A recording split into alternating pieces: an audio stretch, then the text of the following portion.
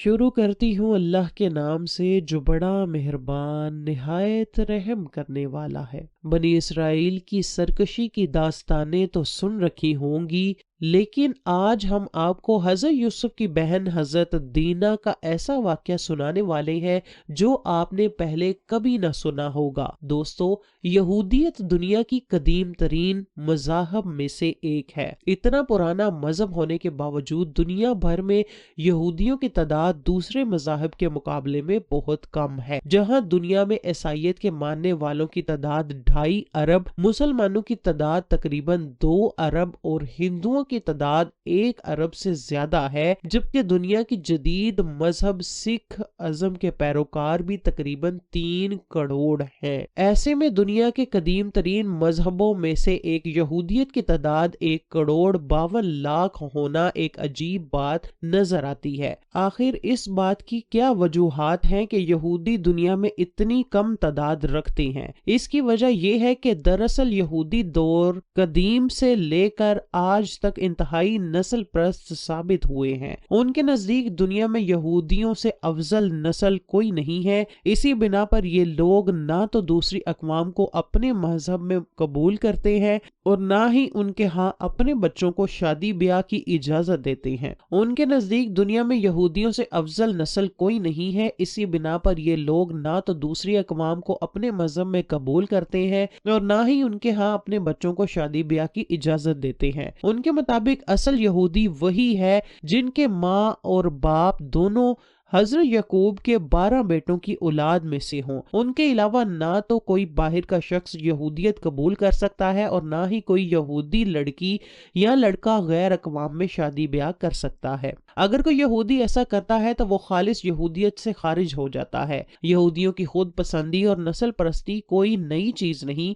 یہ جذبہ ان میں اس دور سے پایا جاتا ہے جب اس قوم کی ابتدا ہوئی تھی۔ اس زمن میں ہم آپ کے سامنے جو قصہ بیان کرنے جا رہے ہیں وہ دراصل اہل کتاب کا ہے، یعنی بائبل اور تلمود دونوں میں موجود ہے۔ تلمود یہودیت کا مجموعہ قوانین ہے جو یہودیوں کی زندگی میں تقدس کا درجہ رکھتا ہے۔ اس کے علاوہ امام ابن کثیر نے اپنی کتاب البدایہ والنہایہ یعنی تاریخ ابن کثیر کی پہلی جلد میں بھی اس واقعہ کا ذکر کیا ہے۔ واقعہ کچھ یوں ہے کہ جب حضرت یعقوب اپنے اہل و عیال کے ساتھ سفر کرتے ہوئے تیخم نامی بستی سے گزرے تو آپ علیہ السلام نے یہاں کے زمیندار جس کا نام جمور تھا اس سے 100 بکریوں کے عوض ایک زمین خریدی۔ یہاں یعقوب نے اپنا گھر بنایا اور 15 مہینوں تک امن و امان میں رہے۔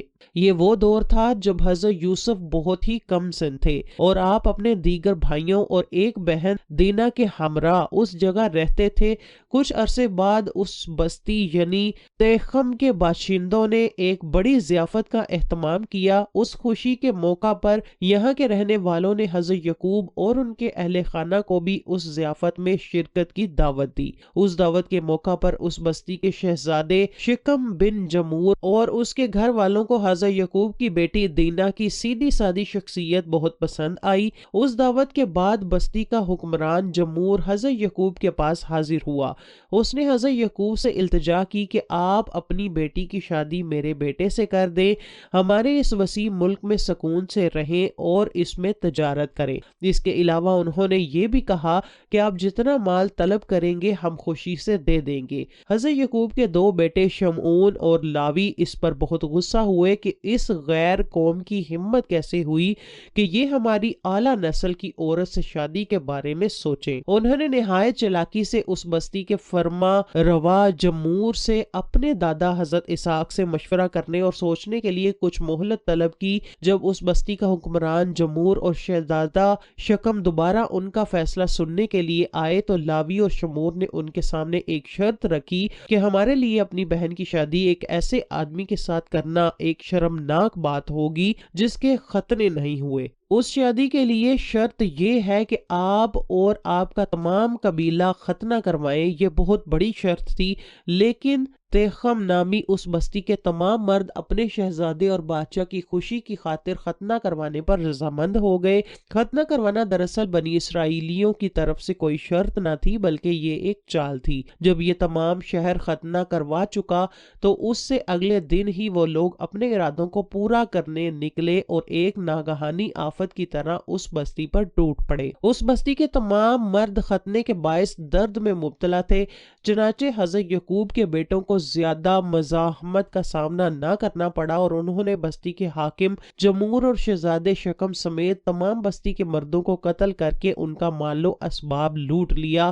حضرت یعقوب کو جب اس بات کی اطلاع ملی تو آپ اپنے بیٹوں کی اس حرکت پر شدید غمزدہ اور ناراض ہوئے اور اپنے بیٹوں کی اس حرکت پر شدید ملامت کی۔ اس واقعے پر حضرت یعقوب کی ناراضگی اس حد تک تھی کہ بائبل کے مطابق جب آپ نے اپنی آخری وصیت کی تب بھی اپنے بیٹے شمون اور لاوی کو بے گناہ انسانوں کے اس قتل عام پر معاف نہ کیا۔ بعد ازاں حضرت یعقوب کے انہی بیٹوں نے حضرت یوسف سے حسد کے سبب انہیں کنویں میں ڈالنے جیسے عمل کا ارتکاب بھی کیا، لیکن اللہ تعالیٰ کو کچھ اور ہی منظور تھا۔ اسی لیے اللہ نے حضرت یوسف کو اس کنویں سے نکال کر دنیا کی سب سے عظیم بادشاہت کے مرتبے پر فائز کیا۔ یعنی آج ہزاروں سال گزر جانے کے بعد بھی یہ قوم یعنی بنی اسرائیل آج بھی اپنی اسی ہٹ دھرمی اور نسل پرستی میں مبتلا ہے۔